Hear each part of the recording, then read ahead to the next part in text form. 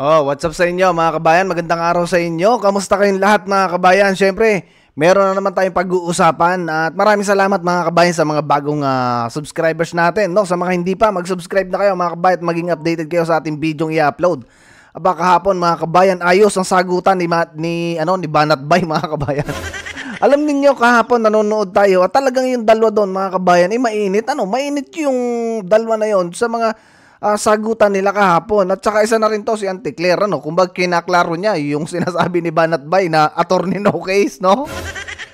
Yan kasi yung mahirap. Ito si Auntie Claire, kita ninyo, napahiya to mga kabayan kasi doon sa sinabi ni Banat Bay na katulad doon si Martin Andanar mga kabayan na dating USIC din, no? ASIC. Kita nyo mga kabayan, bakit nga naman noong panahon ni PRRD, no? Talagang pinapakita sa mainstream media na ito yung datos namin. At talaga yung mga nagpapakalat ng fake news, talagang kumbaga rin nabubura mga kabayan. At kumbaga hindi nila hindi nila kayang baliktarin yung katotohanan, no? Unlike ngayon kasi mga kabayan, mahirap nilang i-rebat, no? Kasi yung katulad natin na nagba-vlog at katulad ng mga iba dyan na nagba-vlog patungkol sa mga nangyayari at nagbibigay ng reaksyon dito sa mga pahayag na ng mga to, mga kabayan, talagang legit, no? At ang masakla pa dito, yung dalawang matanda doon, mga kabayan, di ko kilala yung mga yun. Pero parte sila ng mainstream media, natatawa ako, no, sa kanilang mga sagutan. Ipipilit nila, no, na dapat ay organize kaming mga vlogger, mga kabayan. Tayo ay nagbibigay ng opinion base dito sa mga sinasabi nitong mga to. At base mga kabayan sa mga napapag-usapan, 'di ba? At yun yung ating binibigyan ng reaksyon at komento. At ganun din mga kabayan yung iba. Pero meron din talaga mga kabayang iba na ang trabaho nila ay ma-make news, no? At ewan ko, no, bakit tayo lang na mga DDS vlog, so tayo mga nagba-vlog mga kabayan ng against sa nangyayari sa gobyerno, laging tinitira ng mga yan at sinasabihang bayad ng China, kita mo, bayad ng kung ano-ano pa mga kabayan, na which is wala naman silang ebidensya, wala naman silang masabi, walang mapangalanan kung sino yung mga vloggers na yon. Yan yung mahirap kasi, diba? So anyway mga kabayan, pag-usapan natin itong mga sinabi na to ni Auntie Claire at ito yung may banat mga kabayan kay Amy Marcos at ganon din yung mga congressman, no, na ngayon ay nag-iiyakan mga kabayan. At gusto nila ay yung hindi daw negative campaigning, especially, no, si Chua mga kabayan nabubusalan daw. Bubusalan mga kabayan ng apple. So, ito pakinggan natin mga kabayan daw si Auntie Claire. Itong statement ni Senator Amy Marcos that tomorrow ay magre-release siya ng final result ng kanyang investigation, saying that there's a group effort from the administration to arrest former President Rodrigo Duterte. Sinabi po ng senador na may planadong hakbang para pabagsakin ang mga Duterte at hindi raw po alinsunod yung pagka-aresto sa dating Pangulo sa batas ng Pilipinas. Just a quick reaction on the statement po ni Senator Amy. Hindi na po siguro katakataka kung ganyan po ang kanyang magiging panuran, ang kanyang opinion. Bago pa naman po siguro nag-hearing ay makikita na po natin kung saan ba ang gawi ni Senator Amy Marcos. Hindi naman talaga katakataka na talagang ganun ang gagawin nun. Diba? Isipin ninyo mga kabayan si Amy, kapatid ng presidente. No? Ito si Auntie Claire, kaano-ano ba ni Bungit mga kabayan. Ito si Auntie Claire at talagang kung kumaga maipagtanggol niya, isipin ninyo mga kabayan, hindi nyo ba napapagtanto? O hindi ba napapagtanto nito ni Auntie Claire, no? Ni Idol Claire na yun yung kapatid mismo mga kabayan, kumakalaban diyan sa kanyang kapatid. What more pa mga kabayan, yung ibang tao, 'di ba? So siyempre, si Amy talagang gusto niya na malaman kung sino ba talaga yung may mga pakulo na yan. Si Bungit ba? Or yung talagang mga nasa baba niya, or yung mga nasa paligid niya. Yun yung gusto niya malaman. At noon pa man mga kabayan, talagang ito si Amy, no? Kumbaga talagang malapit na sa mga Duterte. At nung panahon din mga kabayan, nung tatay nila, no? Isa din yan na lumapit mga kabayan sa Duterte.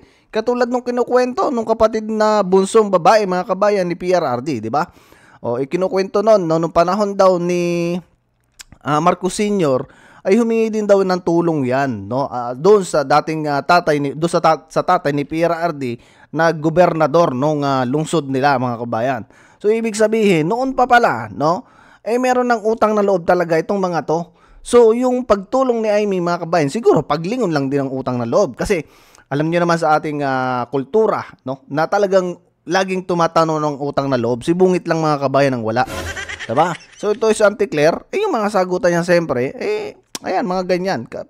May sweldo kasi mga kabayan. May pabor sa gobyerno. Chloe Hufana, Business Mirror. Pero karagdagan, of course, ang palasyo, dinideny kung ano man ang kanyang opinion. Chloe Hufana. Good morning, Yusek.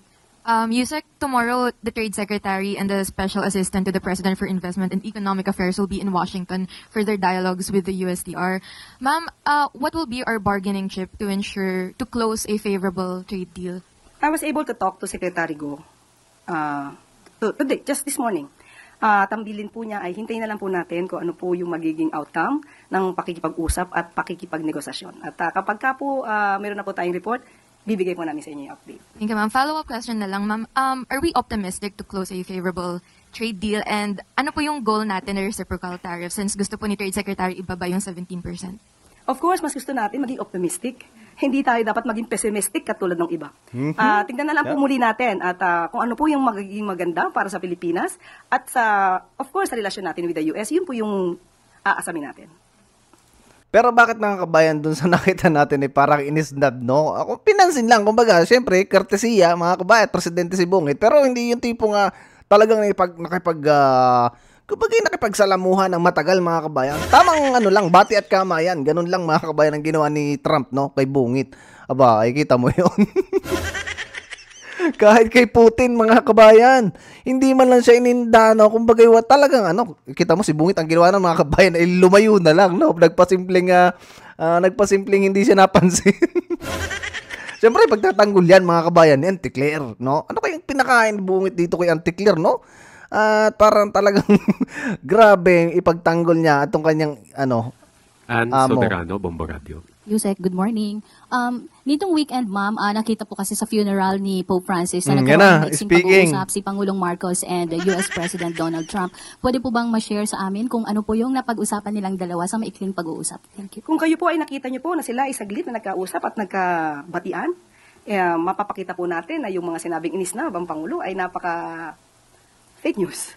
Sa ngayon po ay hindi pa po natin nakakausap ang Pangulo tungkol sa kanilang napag-usapan. Kapag ka po maaari pong i-share ang kanilang pag-usapan, ibibigay po namin agad sa inyo. Kita mo, mga kabayan, ha? Sagot agad, mga kabayan, si Auntie Claire na fake news, no? Yung pag-i-snub ni Donald Trump. Siyempre, no, mga kabayan, kumbaga, masasabi natin na talagang parang walang dating si Bungit, mga kabayan, dun sa nangyari na yon, eh.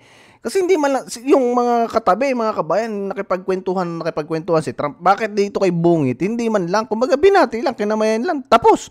Wala nung mga, siguro, tinanong lang, how are you? Mga ganon. Are you fine? Are you good? Mga ganon lang siguro, mga kabayan. Sus, Auntie Claire, tawan tagumpay ka ngayon, pambihira ka. O ito, mga kabayan, pakinggan naman natin na rin balita natin na ito daw mga congressman ay nagngangangal ngayon, no? Doon sa mga pahayag ni BP Sara. So, pakinggan natin, mga kabayan, itong mga sinabi na to ng balita na to. O, ayan. Nanata ni Vice President Sara Duterte ang ilang kongresistang nag-imbestiga sa kanyang confidential funds. Sagot naman ng mga mambabatas, ayaw na nilang patulan ng anilay negatibong pangangampanya ng bise. Nasa frontline balitang yan si Marian Enriquez. Bumwelta ang ilang kongresista sa mga patutsada ni Vice President Sara Duterte sa kampanya sa Maynila noong nakaraang linggo. Ang pinunterya ng bise, pawang mga re-electionist na nag-imbestiga sa kanyang confidential funds. Ibibigay ko itong apple na ito kay Apple Nieto. Ma'am, saksak mo ito sa bibig ni Apple Chua hanggang sa kanyang lalamunan. Grabe, mga kabayan, ano? Ay mamatay.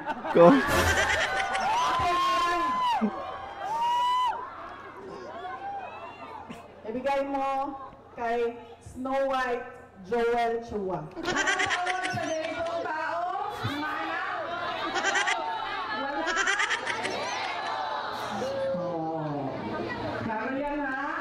Si House Committee on Good Government Chairman at Manila 3rd District Representative Joel Chua, sinabing nakafocus siya sa kampanya at hindi.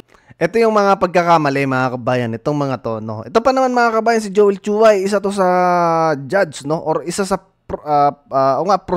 prosecutor, mga kabayan, sa impeachment complaint ni BP Sara. So, ngayon mga kabayan, napansin talaga natin, no, talagang malalaglag to, no, talagang himala na lang mga kabayan ang mangyayari pag ito'y nakalusot pa. Diyan sa Maynila, ikita nyo naman, no, si Mayor Isko ngayon mga kabayan, no, sa mga taga Maynila, ay talagang masasabi nating malakas ngayon, no, wag lang dadayain mga kabayan. Pero kung yan talagang landslide, no, ang boto kay Isko, ay for sure, pati yung mga isinasama niya, no, katulad ng dinadala niya na congressman na si Oy, no, for sure, talagang, kumbaga, itong mga to, si Abante, yan, si Joel Chua, for sure, mga kabayan, laglag yan. Paano na, mga kabayan, kung paano itong mga tamaguhurado na pinagmamalaki nila, no, na sila yung magiging hurado dyan sa impeachment na yan, kung siya'y malalaglag, mga kabayan. Kasi pagkatapos ng election, 1 month na lang yung matitira. Siyempre, busy-busy, mga kabayan, yung mga nanalo dyan sa Senate. At mayroon pang, kumbaga, briefing, training, lalo na kung mga bago yung papasok. Paano na, mga kabayan? So, ito hindi makakapagurado. Ay, sa pangurado, ito si Luis Strong, mga kabayan, sa mga taga Batangas, ha? Nako, wag nyo nang iboto yan, mga kabayan. Ako'y nakakampanya na sa inyo, wag nyo nang iboto yan. Ay, iboto nyo, yung isa naku, nakalimutan ko na yung pangalan, maikampanya din sana yun. Yun ang iboto nyo, mga kabayan, yung lalaki, at tingin ko yung mas ayos-ayos yun, mga kabayan, kaysa dyan kay Luis Strong. Ito, tuloy natin. Ito pa pala naku, mamaya, mga kabayan, alalahin natin. Di susuong sa negative campaigning. Wala naman daw kasi itong maitutulong sa mga mamamayan. Si Manila 2nd District Representative Rolando Valeriano na nag-privilege speech at umudyok sa kamera para imbestigahan ang confidential funds ng bise. Sinabing kahit pa araw-arawin ni na VP Sara at Isko Moreno ang panlalait sa leeg at tiyan niya, hindi raw nito mabubura ang tapat at totoong serbisyong naihatid niya sa 2nd distrito ng Maynila. Kita ninyo, anong sabi? Kahit araw-arawin pa ni na Sara at Isko ang panlalait sa aking liig. Walang liig. Nga pala, ito pa rin sinasabi niyang walang liig, mga kabayan. Sa tiyan ko, hindi nito mabubura ang tapat at totoong serbisyong naihatid ko sa 2nd distrito ng Maynila. Hindi kami nakikipagbastusan sa mga bastos, mga kabayan. Sa mga taga Manila dyan, anong masasabi niyo dito sa sinabi ni Rolando Valeriano, representative ng 2nd District? Totoo ba tong sinasabi niya, mga kabayan? Anong naibigay sa inyo sa Manila, mga kabayan, sa mga 2nd District ng inyong magaling na congressman? Anong panahon ni PRRD?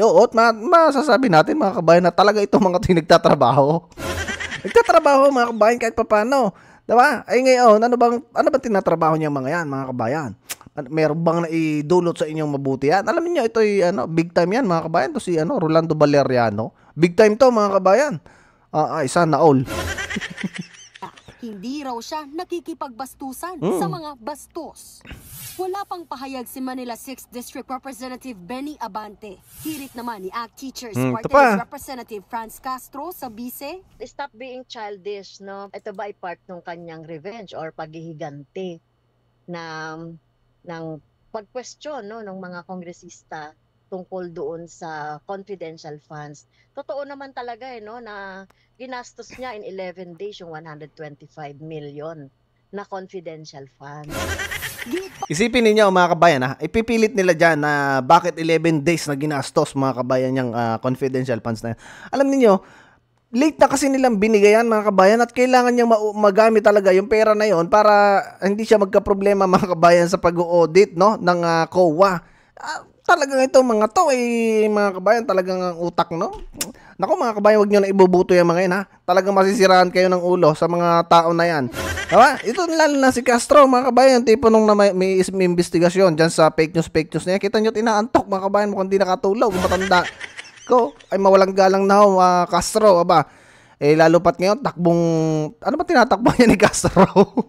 Hindi ko kasi, mga kabayan, inaalam na Kasi wala tayong plano talagang pag-aksayan ng panahon niya si Castro sa botohan, mga kabayan. At magkakaroon pa yan ng, kumbaga, wala naman niya maiaambag na, mga kabayan. Kaya, kita ninyo, ipipilit niya yung 11 days na ginastos. Kayo na ang late bigyan ng pondo ng confidential funds. Natural, kailangan yung gastusin agad-agad, mga kabayan. Ang tibay talaga, no? Grabe. Tuloy pa natin. Baka meron pang kasunod. Ni Castro, harapin na lang ni VP Sara ang mga aligasyon at ipaliwanag kung saan napunta ang pondo ng taong bayan. Nagbabalita mula sa Frontline, Marian Enriquez. Yan yung talagang dapat mga kabayan. Kailangan talaga harapin ni BP Sara, no? Yung impeachment na yan. Matik yan, naharapin niya yan. Imposible mga kabayan na hindi. Ay, lusot nga mga kabayan sa audit ng COA. Oh, ay paano hindi pa harap yan dyan? At mas maganda talaga yan, matapos ang eleksyon mga kabayan. Para itong mga nagbibita-bita na to, malaman natin mga kabayan kung makakapaghurado pa dyan sa gaganaping impeachment na yan. Pero tingin ko, kung ako mga kabayan, sa tingin ko at opinion ko lang mga kabayan, itong mga to, hindi na to lulusot. Hindi na to lulusot mga kabayan ngayong election na to, itong midterm election na to. Ngayong darating na May, malapit na mga kabayan. Kaya yung inyong listahan diyan ay ilista nyo na. Dito lang mga kabayan sa ibang bansa namumroblema din talaga tayo, no? Kasi nga wala man lang mga kabayang resibo na masasabing talagang yung binoto mo ay yung mga chinikan mo, no? Kasi ang lalabas talaga mga kabayan sa QR code ay talagang labu-labong pangalan. Hindi natin alam kung yung ba talaga ang resibo, no? Unlike dyan sa manual voting, no? Na meron talagang resibo na lalabas. Dito kasi sa amin mga kabayan wala . Yan yung isang problema. At nga pala, condolence mga kabayan doon sa mga nasawi, no? Doon sa Vancouver, nakakaawa naman yung mga kababayan nating OFW doon. At may good news daw ang gobyerno, no? Para sa mga OFW. Ito'y good news mga kabayan. Ang sabi, kung mangyayari. Yun daw mga asa-asawa, no? Ng mga OFW ay makakatanggap din daw mga kabayan ng, kumbaga, sustento din yata, parang ganon. Hindi natin masyadong binasa yung report, no? Pero yun yung pagkakasabi at pagkakaintindi ko mga kabayan, yun daw mga naiwanan, no? Sa Pilipinas ng mga OFW ay magkakaroon din daw ng matatanggap galing sa gobyerno. Yan yung sabi. No, sabi-sabi mga kabayan doon sa balita. Hindi natin alam kung yan ba talaga ay magkakatotoo. At yan palang bigas-bigas na yan mga kabayan. Sabi nung secretary, no? Diyan sa NFA ay kaya pala yung mga kabayan ay minamadali na i-dispose ay natambak pala yan sa mga bodega, especially sa Mindoro. Kaya pala inuna nila mga kabayan yung parteng Visayas kasi kumbaga ang mag-distribute or magsusupply ng bigas ay yung bodega sa Mindoro natambak yung NFA mga kabayan. So kaya pala nila minamadali kasi nga maluluma ng husto mga kabayan at baka mamaya hindi na maibenta, no? At ayun, hanggang dito na lang muna mga kabayan yung ating video. At siyempre yung ating mga pambato mga kabayan, huwag nyo kakalimutan yung Duterte at +2. Kayo nang bahala mga kabayan kung sino idadagdag ninyo. Adios muna mga kabayan at ingat kayong palagi. See you sa susunod na video at adios mga kabayan.